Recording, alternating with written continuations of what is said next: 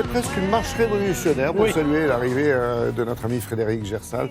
Revenir sur un anniversaire, ou plutôt une commémoration. Oui, nous sommes le 25 janvier et cela fait 10 ans qu'a eu lieu la révolution égyptienne. Souvenez-vous, c'était en 2011 avec ces fameuses manifestations sur la place Tahrir au Caire. Oui, regardez ces images. Bonjour Laurent, effectivement, souvenez-vous, c'était il y a 10 ans. Un monde fou sur cette place qui était destinée évidemment à se révolter face au pouvoir d'Hosni Moubarak, qui quittera le pouvoir quelque temps plus tard. Ça faisait suite aux premières manifestations tunisiennes, on s'en souvient aussi, qui ont débuté en décembre 2010. Et commémorées aujourd'hui dans la violence. Absolument, absolument. Et qui avait chassé Ben Ali à l'époque.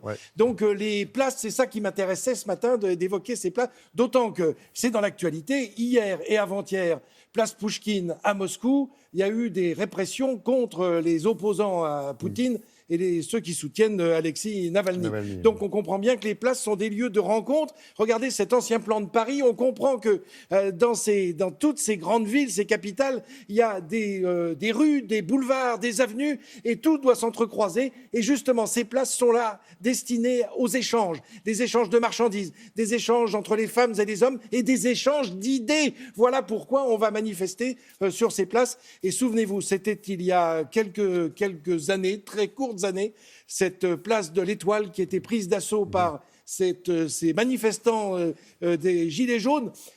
Et là, ça faisait, évidemment, ça marquait les esprits pour plusieurs raisons. D'abord, on était à l'acte 3, ce que l'on appelait l'acte 3, c'était en décembre 2018. Et ils vont rentrer à l'intérieur de l'Arc de Triomphe, ces opposants, ces manifestants. Et évidemment, il va y avoir de la casse. On se souvient de ce symbole. Alors, les places commerçantes, c'est d'abord, avant tout, le premier but.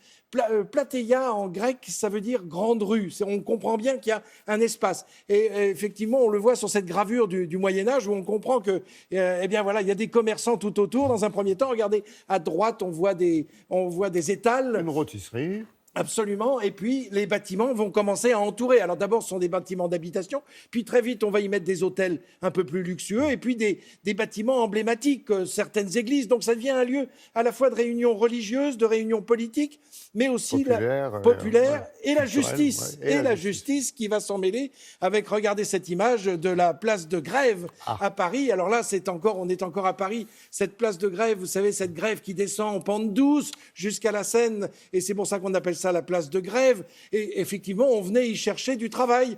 Et puis, à force de tourner en rond, en attendant, on était.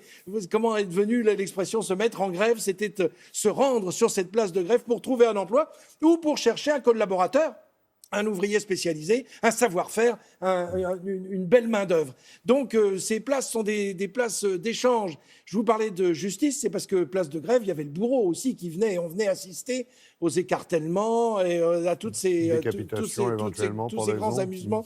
Et ça a été le cas aussi à la place de la Concorde, évidemment. On se souvient d'autant plus que, effectivement, c'était le 21 janvier 1793, la mort de Louis XVI, qui a été commémorée il y a quelques jours, c'était jeudi dernier, pour parler d'anniversaire, entre guillemets. Et cette place de la Concorde qui porte ce nom si joli de paix, de réconciliation, hein, c'est la Concorde, c'est bien ça. C'est ce qu'on a voulu, c'est ce qu'a voulu le Directoire au lendemain de la Révolution. Et cette place qui va devenir en 1936 aussi le lieu de révolte, de mouvement, de manifestation anti-parlementaire, le 6 février 1936 notamment. Et puis d'autres places, alors là on va revenir un petit peu à notre époque. On va changer évidemment de période pour se souvenir de cette terrible manifestation en Chine qui a été bien sûr combattue à Tiananmen. C'était en 1989 et on a encore en mémoire ces images, des images qui ont marqué le monde entier, non seulement par sa répression dramatique et puis ces chars qui tout de suite affrontent les manifestants et cet homme seul devant le pouvoir, devant la puissance des chars d'assaut, qui va grimper sur un char, qui va en redescendre.